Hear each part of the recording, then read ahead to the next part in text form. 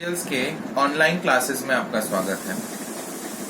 आज हम लोग life science chapter 3 life process का सर्कुलेशन चैप्टर या सर्कुलेशन टॉपिक के ऊपर डिस्कशन करेंगे। जैसे कि आप लोग इसके पहले हमारे जो वीडियोस बनाए गए थे उसमें आपने देखा कि हमने फोटोसिंथेसिस और सेकेंड टॉपिक था प्लांट ट्रांसपोर्ट, मतलब transport in plant body, transpiration. ये दो टॉपिक्स पर हम लोग ऑलरेडी चर्चा कर चुके हैं। आज हम लोग का जो टॉपिक है सर्कुलेशन, वो ह्यूमन बॉडी को लेकर संबंधित है। सर्कुलेशन को हिंदी में परिवहन कहा जाता है। तो सर्कुलेशन का मतलब क्या होता है? सर्कुलेट करना, मतलब एक जगह से दूसरी जगह स्थानांतरित करना, ट्रांसपोर्ट करना। तो हमारे ह्यूमन बॉडी में कई ऐसे फ्लूइड्स हैं, कई ऐसे तरल पदार्थ हैं जो ये परिवहन का कार्य को संपन्न करते हैं। इसी को लेकर आज हम लोग विस्तार में चर्चा करेंगे। वीडियो को अंत तक देखिएगा। इसमें बहुत से इंपॉर्टेंट बात आपको बताए जाएंगे। स्पेशली ये जो टॉपिक है सर्कुलेशन, इसमें ब्लड है सबसे मेन इंपॉर्टेंट बॉडी फ्लूइड। और आप जानते हो ब्लड, हम लोग का शरीर में रक्त कितना इंपॉर्टेंट है, और उसमें इतने अलग अलग टाइप के क्वेश्चंस हैं, शॉर्ट क्वेश्चन से लेकर डिफरेंस से लेकर फंक्शन से लेकर कॉम्पोजिशन से लेकर बहुत अलग अलग टाइप के क्वेश्चंस इस ब्लड से जुड़ा हुआ आता है। इसलिए हम लोग सारे डिटेल्स को कवर किए इस वीडियो में, और इसको आप ध्यान से सुनिएगा। और इसके पहले भी मैं बताया हूं और फिर से मैं रिपीट कर रहा हूं आप लोग के लिए कि आप वीडियो को जब देखिएगा, ये 15-20 मिनट 25 मिनट का एक वीडियो होता है, इसमें मैं ये पूरा टॉपिक कवर करता हूं। तो स्वाभाविक सा बात है कि ये कॉन्टिन्यूअसली चलता रहेगा, लेकिन इतना सारा चीज ये छोटे से वीडियो में हम लोग जब कवर करेंगे आपको, लेकिन इसको विस्तार में घर में पढ़ना होगा। और उसके लिए आपको इसको रोक रोक के पढ़ना होगा। मतलब आप थोड़ा सा देखे, पॉज कर लीजिए, उसमें जो इंपॉर्टेंट बात है उसको नोट डाउन कर लीजिए, फिर आगे बढ़िए। इस तरह पॉज करते करते, मैं ये बात पहले भी बोला हूं, आप लोग जरूर सुने होंगे कि पॉज करते करते आगे बढ़िए। ये नहीं कि एक बार पूरा हो गया खत्म कर दिए। एक बार पूरा सुन लीजिए, आपको पूरा आइडिया हो जाएगा। फिर जब दूसरा बार सुनने बैठिएगा तो कॉपी लेकर बैठिए, और जहां तक सुने क्या उसका इंपॉर्टेंट बात नोट डाउन, फिर थोड़ा आगे बढ़िए, नोट डाउन। इस तरह करते करते आगे बढ़िए। इससे क्या होगा कि मेरे इस वीडियो में जो मैं इंपॉर्टेंट बात आपसे शेयर करूंगा, जो इंपॉर्टेंट क्वेश्चंस आपसे शेयर करूंगा, वो आपसे चूक नहीं जाएगा। आप वो पूरा नोट डाउन कर लीजिएगा, तो आपका ये कंटेंट बहुत अच्छा होगा। तो अब हम लोग चलते हैं टॉपिक पर। सबसे पहले देखिए, सर्कुलेशन का डेफिनेशन आपको पढ़ना होगा। बुक में डेफिनेशन दिया गया है, और अभी हम लोग इसके बारे में चर्चा की है कि circulation is a process of transport of different materials to and from different parts of the plant body या एनिमल बॉडी। किसी भी प्रकार के शरीर में एक जगह से दूसरी जगह में आवश्यक पदार्थों को और वर्ज्य पदार्थों को, वेस्ट प्रोडक्ट्स और एसेंशियल प्रोडक्ट्स, उन दोनों को स्थानांतरित करने की प्रक्रिया को सर्कुलेशन कहते हैं। इसकी इंपॉर्टेंस अगर हम लोग देखें तो सबसे पहले क्या लिखा गया है? To transport essential elements throughout the body, जो मैंने अभी आपको बताया कि शरीर के विभिन्न भागों में आवश्यक तत्वों को ले जाना, ये सबसे इंपॉर्टेंट काम है। दूसरा, to regulate the temperature of the body, शरीर के तापक्रम को नियंत्रण करता है ये। To remove waste from the body, शरीर के अंदर से जो मैं वेस्ट प्रोडक्ट के बारे में बताया, वर्ज्य पदार्थ, ये इस प्रक्रिया की सहायता से बाहर निकाल दिए जाते हैं। इसके अलावा भी और एक दो पॉइंट्स आप लोग जोड़ सकते हैं। तो मेनली सर्कुलेशन है कि ट्रांसपोर्ट का काम, चाहे वो एसेंशियल एलिमेंट्स हो, चाहे वो हार्मोन्स हो, चाहे वो वेस्ट प्रोडक्ट्स हो, कुछ भी प्रकार के जो चीज है वो ट्रांसपोर्ट करना सर्कुलेशन का सबसे इंपॉर्टेंट काम है। अब हम लोग जो चर्चा है, हम लोग का टॉपिक है ह्यूमन सर्कुलेटरी सिस्टम। इसके पार्ट्स क्या क्या है ना? इसके पार्ट्स में ऑब्वियसली पहला आएगा हार्ट, क्योंकि हार्ट जो होता है वो पंपिंग ऑर्गन है। इसके बाद आते हैं कैपिलरीज, मतलब आर्टरी, वेन और ब्लड कैपिलरीज, ये इसके भाग हैं। Heart is the main pumping organ. ये ब्लड को पंप करता है जिससे कि पूरे शरीर में ब्लड ट्रांसपोर्ट हो सके और उस ब्लड के माध्यम से सारे चीज एक जगह से दूसरी जगह सर्कुलेट किया जाता है। और आर्टरी, वेन और ब्लड कैपिलरीज क्या हैं? ये सब वो वेसल्स है, ब्लड वेसल अर्थात रक्त वाहिनियां, जिनसे होकर रक्त एक जगह से दूसरी जगह प्रवाहित होती है। कितने प्रकार के सर्कुलेशन, टाइप्स ऑफ इट, अर्थात कितने प्रकार के सर्कुलेशन होते हैं? एक ओपन सर्कुलेशन, एक क्लोज सर्कुलेशन, खुला और बंद। इनकी परिभाषाएं ये है। ओपन सर्कुलेशन का मतलब अगर ब्लड पूरे बॉडी में फ्लो करे, open, not through the blood capillaries. Blood capillaries से होते होके नहीं ये फ्लो करते हैं, बल्कि पूरे शरीर में फ्लो करते हैं, तो उसको ओपन सर्कुलेशन बोलते हैं। और अगर ब्लड रक्त वाहिनियों से होकर गुजरती है, मतलब ब्लड वेसल से होकर गुजरती है, जैसे हमारे शरीर में ब्लड धमनी या शीरा, आर्टरी या वेन से होकर गुजरती है, तो इसको हम लोग क्लोज सर्कुलेशन कहते हैं। और क्लोज सर्कुलेशन में ब्लड उसी वेसल के अंदर से होके जाता है, लेकिन ओपन में ऐसे कोई वेसल में ये लोग नहीं जाते हैं, बल्कि पूरे शरीर में ये प्रवाहित होते हैं। अब आते हैं different body fluids present in the body. हमारे शरीर में कितने प्रकार के बॉडी फ्लूइड्स उपस्थित हैं? तो ब्लड तो ऑलरेडी आप लोग जान चुके हैं, उसका नाम लिखा ही है। इसके अलावा CSF, सेरिब्रोस्पाइनल फ्लूइड, ये आपके मस्तिष्क में पाए जाते हैं। लिम्फ, यूरिन, इसके तरह और भी 2-3 नाम आप लोग इस लिस्ट में जोड़ सकते हैं। अब आते हैं मेन जो टॉपिक है, ब्लड। ब्लड के बारे में आपको बहुत विस्तार में पढ़ना होगा। ब्लड एक ऐसा टॉपिक है जिससे बहुत अलग अलग प्रकार के क्वेश्चंस आएंगे। एक इंपॉर्टेंट बात मैं आपको शेयर करता हूं कि ब्लड का जो कॉम्पोजिशन है, हम लोग यहाँ एक चार्ट बनाए हैं, आप लोग ध्यान से देख सकते हैं कि ब्लड को हम लोग पहले 2 भागों में बांटे हैं। एक है फ्लूइड पार्ट, जिसको हम लोग प्लाज्मा बोलते हैं, और दूसरा है ब्लड सेल्स। प्लाज्मा में वाटर और उस वाटर में घुला हुआ अलग अलग पदार्थ, जिसमें hormone, waste, nutrients, antibodies, nutrients में प्रोटीन्स आते हैं, ग्लूकोज आते हैं। ये सब चीज इस ब्लड का लिक्विड पार्ट में है, प्लाज्मा कहते हैं उसको। और दूसरी ओर ब्लड सेल्स, प्रमुख 3 जन हैं, RBC, WBC और प्लेटलेट्स।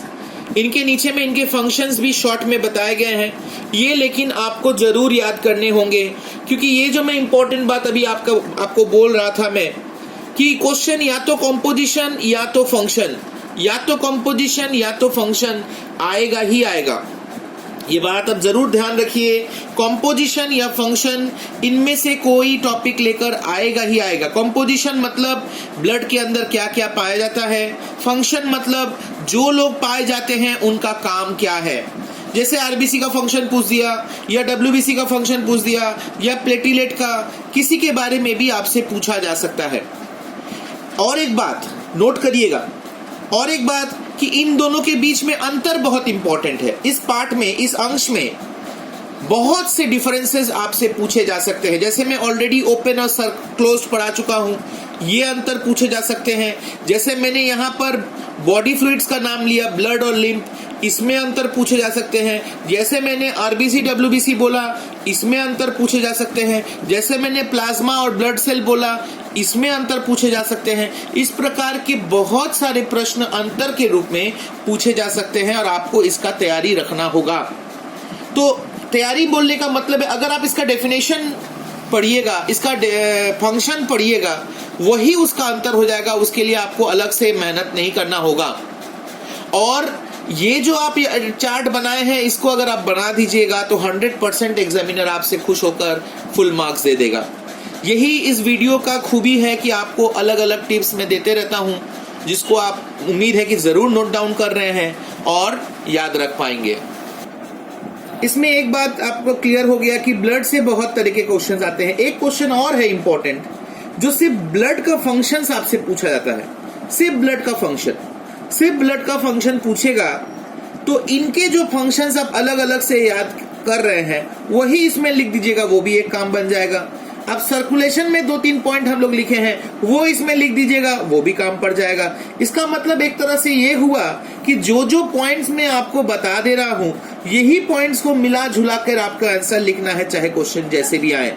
सिर्फ आपको समझना होगा कि आपसे जो पूछा गया है वो आखिर में क्या है।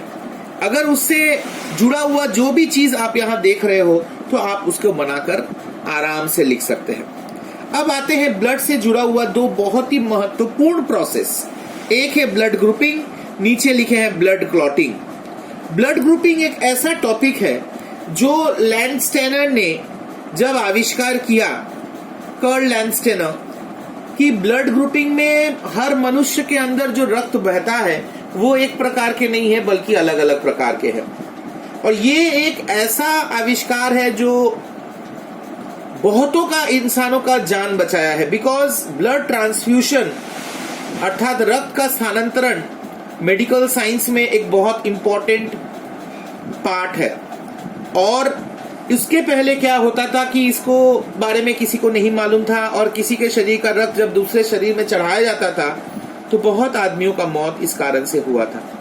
लेकिन ब्लड ग्रुप्स हमारे शरीर में ए बी और ओ, ये 4 प्रमुख ब्लड ग्रुप्स हैं।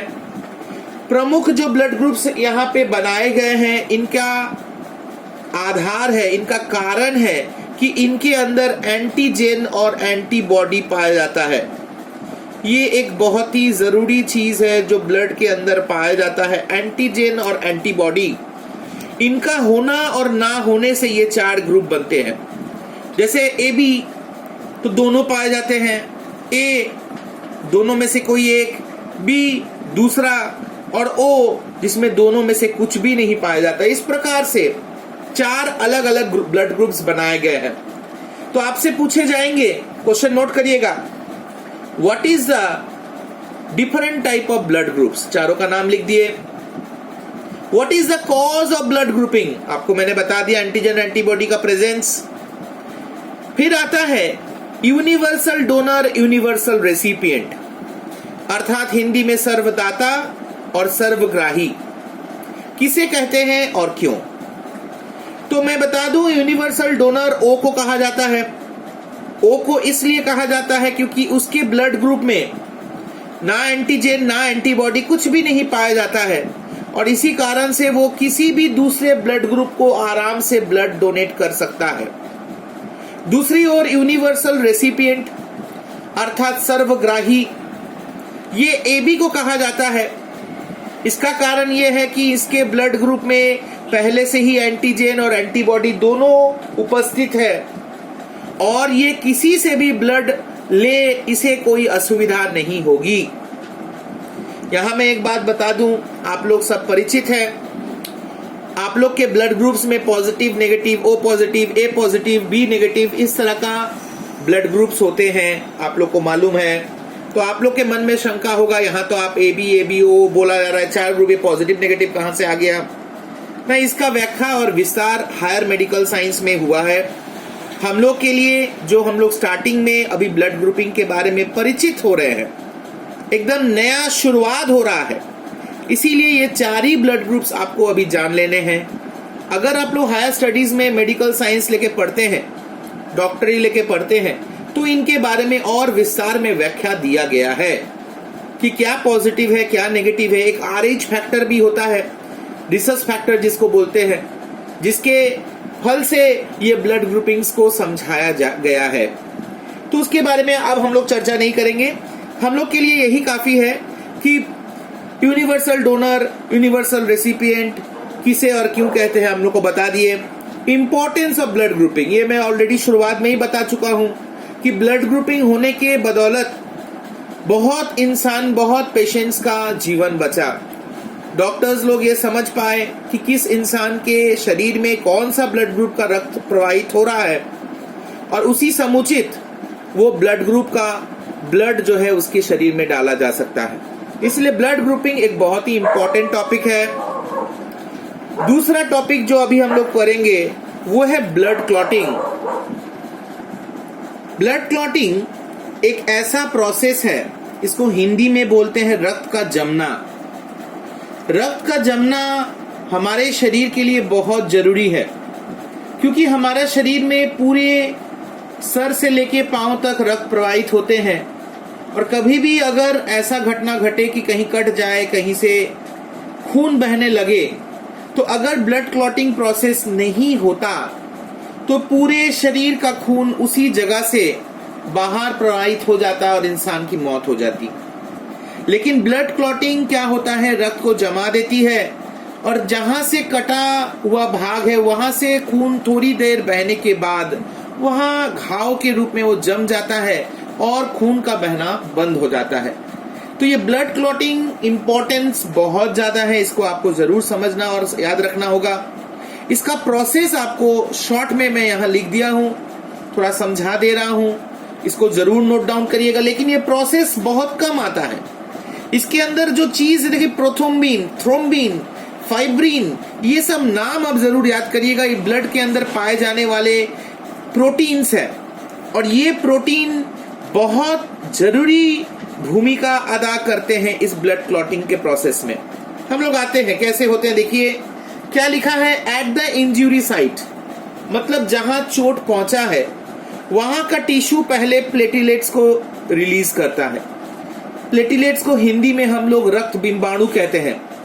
रक्त बिंबाणु जिस स्थान पर चोट लगा है उस जगह से उत्पन्न होते हैं, और साथ ही साथ उत्पन्न होता है कैल्शियम आयन और प्रोथ्रोम्बिन एक्टिवेटर।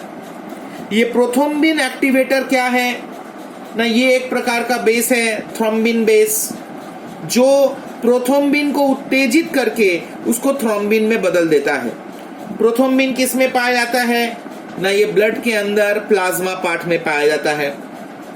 थ्रोम्बिन फाइब्रिनोजेन को फाइब्रिन में बदलता है, और आगे बढ़कर यही फाइब्रिन जाल जैसी रचना बनाती है घाव स्थान पर, और वो जाल जैसी रचना ब्लड के प्रवाह को धीरे धीरे कम कर देती है, मंद कर देती है, और उस जगह पर घाव जो है सूखने लगता है, ब्लड फ्लो करना रुक जाता है, और अल्टीमेटली ब्लड क्लॉट तैयार होता है, ब्लड फ्लो रुक जाती है और बंद हो जाती है। तो ये जो प्रोसेस है ये एक बहुत ही जटिल प्रोसेस है, लेकिन ये शुरुआत होती है ब्लड प्लेटिलेट्स के माध्यम से, और इसीलिए हम लोग जब यहाँ बताए थे कि ब्लड प्लेटिलेट्स का काम ही होता है क्लॉटिंग करवाना, इसीलिए ये ब्लड प्लेटिलेट्स ये रोल प्ले करता है। अगर ये ब्लड प्लेटिलेट्स शुरुआत में ये प्रोथ्रोम्बिन एक्टिवेटर और थ्रोम्बिन नहीं बनाया होता तो ये ना फाइब्रिन बनता, ना फाइब्रिन मेश बनता, ना क्लॉट बनता, और ना ही ये ब्लड फ्लो रुक पाता। तो इसीलिए ब्लड क्लॉटिंग में क्वेश्चंस पूछे जाते हैं कि कौन सा, कैल्शियम आयन बहुत इंपॉर्टेंट है, याद रखिएगा, फाइब्रिन बहुत इंपॉर्टेंट है, याद रखिएगा, और प्लेटिलेट्स तो जरूरी याद रखिएगा। तो इससे ब्लड क्लॉटिंग का प्रोसेस हम लोग का कंप्लीट होता है। ब्लड क्लॉटिंग के समाप्त होने के साथ ही साथ अब हम लोग इस टॉपिक के एकदम अंतिम भाग में पहुंच गए हैं, और ये एक ऐसा भाग है जो आपका और हमारा दोनों धड़का देता है। क्या? हार्ट, मानव हृदय। इसको लेके आप तो बहुत इमोजी देखते हो, बनाते रहते हो, कॉपी में अलग अलग डिजाइन बनाते रहते हो, लेकिन साइंस में वैसा ना डिजाइन बनाइएगा ना वैसा इमोजी बनाइएगा। ये आपसे हमारा रिक्वेस्ट है। जरूर इसको ख्याल करिए कि ये बायोलॉजी का टॉपिक है, यहाँ गोल गप्पा बना के रखिएगा तो आपका परीक्षा का नंबर भी गोल गप्पा वाला बन जाएगा। तो ह्यूमन हार्ट में दो इंपॉर्टेंट चीज आपको पढ़ना है। एक है ह्यूमन हार्ट का स्ट्रक्चर, माने संरचना, क्या बनावट है उसका, पूरी तरह डिटेल्स में आपको यहाँ ड्राइंग के साथ मैं दिखाऊंगा अभी। और उसके बाद उस हार्ट में ब्लड कैसे फ्लो होता है, कहां से आता है, कहां जाता है, फिर घूम के कहां आता है। यहां एक बात मैं बता दूं कि ब्लड जो हमारे हार्ट में होके सर्कुलेट होता है उसको डबल सर्कुलेशन भी कहा जाता है। इसका कारण क्या है ना, पूरे शरीर से दूषित ब्लड जब हार्ट में पहुंचता है तो वो हार्ट को पास करने के बाद लंग्स में जाकर फिल्टरिंग होता है। वहां फिल्टरिंग होने के बाद शुद्ध रक्त लंग्स से होते हुए फिर हार्ट में प्रवेश करता है। और फिर हार्ट से पूरे शरीर में वो प्रवाहित की जाती है। तो इस तरीके से ब्लड 2 बार हार्ट में प्रवेश होता है, एक बार अशुद्ध के रूप में जो पूरे शरीर से घूमकर आता है, और फिर एक बार शुद्ध रूप में जो लंग से होते हुए आता है। और यही कारण है कि इसको डबल सर्कुलेशन भी कहा जाता है। ये क्वेश्चन बहुत इंपॉर्टेंट है, व्हाट इज डबल सर्कुलेशन? तो आप क्या बोलिएगा? The process in which human blood enters heart 2 times in a single process, it is known as double circulation. आते हैं हम लोग स्ट्रक्चर ऑफ हार्ट में। आप यहां देख सकते हैं कि ह्यूमन हार्ट का स्ट्रक्चर यहां बना हुआ है। गौर से देखिएगा, बहुत सुंदर ड्राइंग है। इसका फोटो हम आप लोग को भेजेंगे जरूर। सबसे पहले ख्याल करिए कि यहां 4 चेंबर होते हैं हार्ट के, 1 2 3 4। ये ऊपर के दोनों चेंबर्स को हम लोग ऑरिकल या एट्रियम बोलते हैं। ये लेफ्ट, ये राइट, यहां हम लोग बगल में नाम लिख दिए हैं। उसी तरह ये नीचे वाले को वेंट्रिकल बोलते हैं, ये लेफ्ट, ये राइट। तो ये 4 चेंबर्स आपको जान लेने होंगे। ये दोनों चेंबर्स के जो जंक्शन है, मतलब जहां पर संजोग स्थल है, वहां पर एक वल्व है, कपाट, जिसको हम लोग यहां पर देखिए जो राइट ऑरिकल और राइट वेंट्रिकल के बीच में है उसको ट्राइकस्पिड वल्व बोलते हैं, हिंदी में त्रिकपातिक कपाट। और दूसरी ओर लेफ्ट एट्रियम और लेफ्ट वेंट्रिकल, ये दोनों के बीच में जो वल्व है इसको मिट्रल वल्व बोलते हैं। इसको हिंदी में द्विकपात्रिक कपाट कहा जाता है। ये हार्ट के 4 चेंबर्स और 2 वल्व है। वल्व का काम होता है, ब्लड जब चेंबर में प्रवेश करता है तो वो एक डायरेक्शन में फ्लो होते हुए दूसरे चेंबर में जाए, इसी को वो निश्चित करता है, ताकि ब्लड बैक फ्लो करके वापस पुराने चेंबर में ना चल जाए। यही काम होता है कपाट का। यहाँ आप बहुत सारे शिरा धमनी को देख रहे हैं, इनसे परिचित होना जरूरी है। यहाँ हम सभी का नाम लिख दिया। यहाँ देखिए नीचे और एकदम ऊपर में देखिए superior inferior vena cava. Superior और इंफेरियर वेना कावा पूरे शरीर से रक्त को ले आके हार्ट में पहुंचाता है। यहां हम लोग नील स्याही का यूज किए हैं। ब्लू इंक इम्प्योर ब्लड को चिन्हित करता है। इम्प्योर ब्लड माने जिस ब्लड में CO2 उपस्थित है। ये CO2 सम्मिश्रित ब्लड जब राइट एट्रियम में पहुंचता है, वहां से राइट वेंट्रिकल में पहुंचता है, वहां से ये पल्मोनरी आर्टरी होते हुए लंग्स की तरफ चला जाता है। लंग्स में जाकर CO2 ब्लड अपना CO2 को त्याग करके वहां से ऑक्सीजन लेकर रेड स्याही के रूप में ये प्योर ब्लड पल्मोनरी वेन होते हुए यहाँ हार्ट में दूसरी बार प्रवेश करता है। कहाँ प्रवेश करता है? लेफ्ट एट्रियम में। लेफ्ट एट्रियम से छूटकर लेफ्ट वेंट्रिकल, और यहां से ये ब्लड देखिए एओर्टा होकर पूरे शरीर में फैल जाते हैं। एओर्टा के कई मुंह हैं, एक इधर, एक इधर, एक इधर, एक इधर। तो ये सभी मुंह से शुद्ध रक्त पूरे शरीर में फैल जाती है। तो ये आपका हार्ट का स्ट्रक्चर है। जब आपको हार्ट का स्ट्रक्चर अलग से 5 मार्क्स क्वेश्चन में आता है ड्राइंग, तो आपको इस प्रकार का एक ड्राइंग बनाना होगा। उम्मीद है कि आप लोग को ये पूरी स्ट्रक्चर अच्छे से समझ में आ गया। अब आते हैं नीचे वाले ड्राइंग में।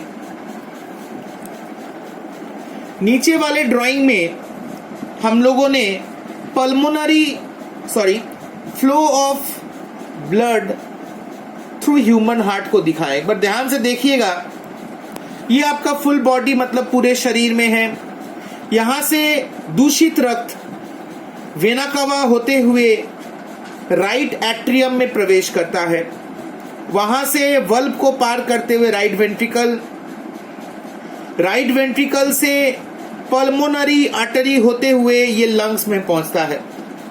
लंग्स में दूषित कार्बन डाइऑक्साइड को त्याग करके शुद्ध ऑक्सीजन को ग्रहण करके ये पल्मोनरी वेन होते हुए वापस हार्ट में प्रवेश करता है लेफ्ट एट्रियम में, और फिर दरवाजा अर्थात वल्व को पार करके लेफ्ट वेंट्रिकल, और वहां से एओर्टा होकर पूरे शरीर की ओर आगे बढ़ जाता है।